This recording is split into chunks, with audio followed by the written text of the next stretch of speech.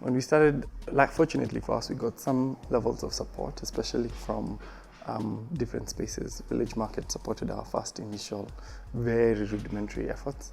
And then the iHub was a great supporter and would sponsor a lot of our events that we would host there. And that helped us grow the community, which culminated with last year an event that was sponsored by Intel. And that event was close to what the rest of the world experiences in the standards of gaming events when it comes to competitive style tournament. When we started our company 5 years ago, there were about 3 development studios in the continent: South Africa, us, and North Africa, Morocco, I think, about 3 or 4. And now there are about 10. There are a couple in Nigeria, a couple more in South Africa. So there are many more. So there's a whole interest in games, not just fun games, but also educational games.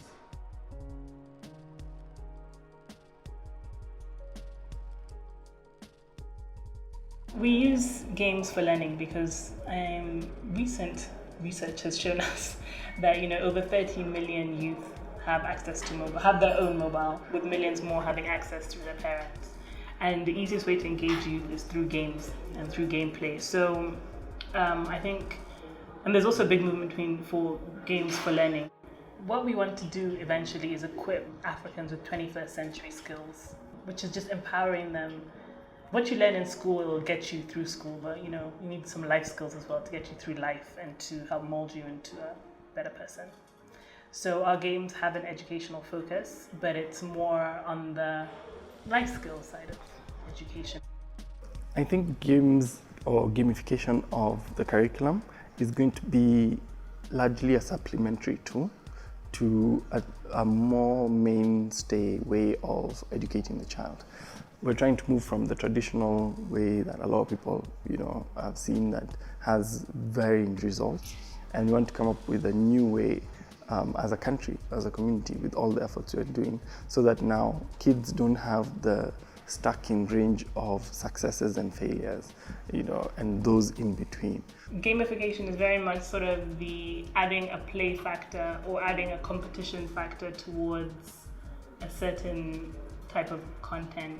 So for example, our game Haki 2 on civic education, we partnered with the Tuvuka Peace Initiative, and we basically, they had produced a whole lot of literature around, voter awareness and sort of promoting peace during elections.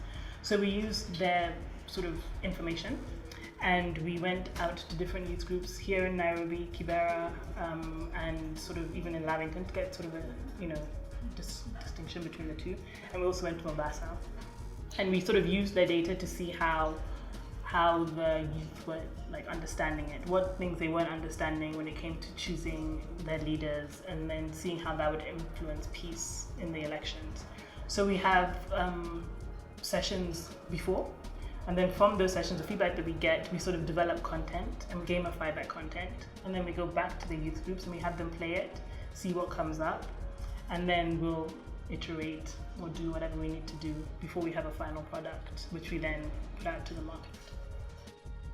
The last 5 years, I've seen a rise of the game development studios. I think now it's more of now that everyone has tested what the market is like, what are the strategies? And mainly that involves how do you collect revenue? Because if you can't collect revenue, then there's no need it becomes like a hobby. So trying to figure out what are the ways to collect revenue from people. Mobile operators are a key part of that because they're the ones who hold the money for people who use phones.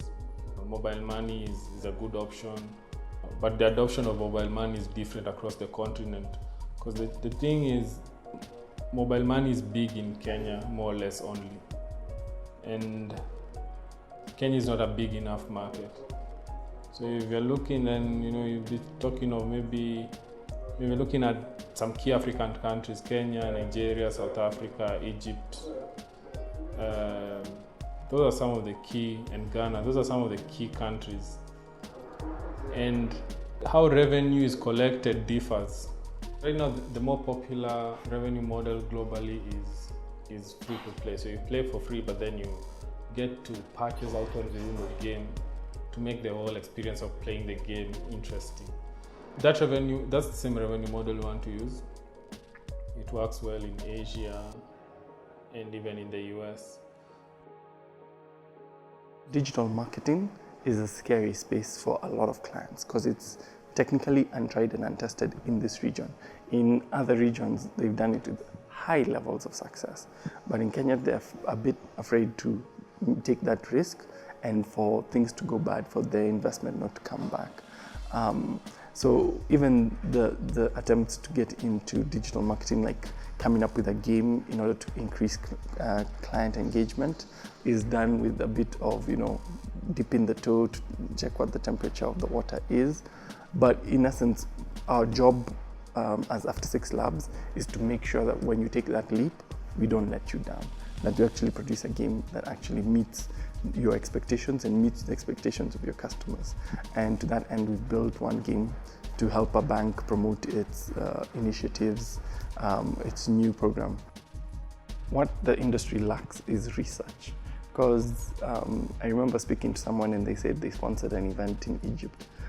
And the reason they were confident doing that was because in Egypt they could confidently say that there are 700,000 gamers, right? They had the statistic, they had the way of finding out those actual numbers.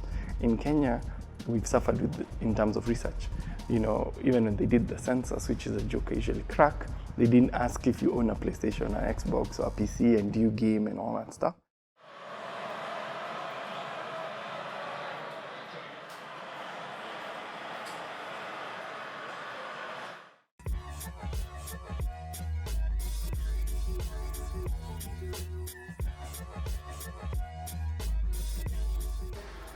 The reason I chose game is I wanted to provide an alternative of a source of entertainment to university students. Most of our clientele are students from the university, and you also get children, kids, but high school students, like during the halftime period or when they're on long holiday, they usually come and play. So we focus mainly on the youths. The graphics and everything is interesting. It's like you're playing a real match or watching a real match when you're playing FIFA. That's the thing which makes me interested in these games. Yeah. Do you think there would ever be a time when local games like this will catch up with like the FIFAs and? Yeah, it could. Yeah. Could, depending on the way they advertise them and the way they show them around to people. Exactly. Yeah. Which goes back to the question, like, what's the reason why you don't know about local games? Is it because of the advertising or the marketing? Yeah, I've never heard, because you don't really hear about them. It's like FIFA. FIFA was never this famous. Yeah. It came up slowly. So that's how it needs to. What keeps guys coming is you provide them with quality. Quality is the main part. I was pleasantly surprised by sort of the people in Kenya developing games for Kenyans, but also the number of Kenyans willing to download and play games, support Kenyan games. So that was very, very inspiring. So I think it's quite, there's quite a big gaming culture, yeah, but it's very sort of niche-y, yeah. Now it's a bit easier to find people, technical people, creative people to work on games in, but what lacks is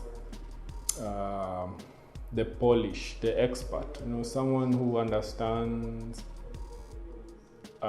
deeply, has that deep understanding and can create something polished, because with games you can't get away with an excuse like it's built in Africa, so it can be a bit rough. It has to be as good as any. I usually make a joke about how the gaming industry is like with the Lord of the Rings, the one ring that rules them all.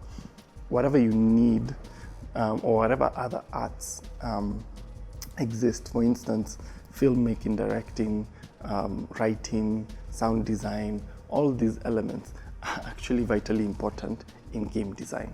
And so if we can actually think of game design as a job creation mechanism, whereby people from musicians to script writers, to artists, to film directors can now cut a niche in it and make an economy, then that's my ideal. Where Kenya finally produces a game that in 3 days makes $1 billion, just like with Rockstar Games and Grand Theft Auto. That would be the vision I'm working towards and what my ideal situation would be.